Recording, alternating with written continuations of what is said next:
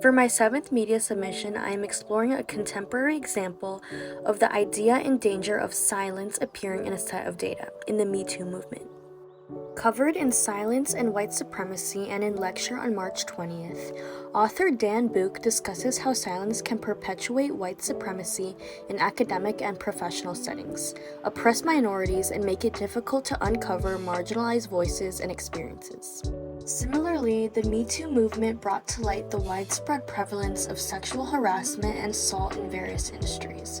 For many years, victims of sexual misconduct were silenced by the fear of retaliation, disbelief, and societal pressure to remain silent. Book argues in his piece that white people's reluctance to acknowledge and challenge systemic racism allows it to continue within the system. In the context of the Me Too movement, the silence of the offenders and the victims perpetuated a culture of abuse and allowed perpetrators to continue their harmful behavior without consequences, again, only contributing to the system.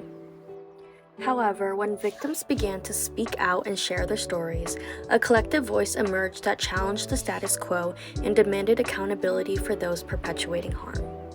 Book, in his own piece, also relates.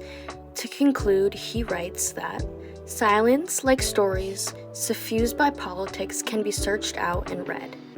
Overall, the Me Too movement highlighted the importance of not only acknowledging, but also the power in breaking the silence around sexual harassment and assault. It sparked a wider conversation about power dynamics, gender inequality, and the need for systemic change within our world to let previously silenced, marginalized voices have a space in our society.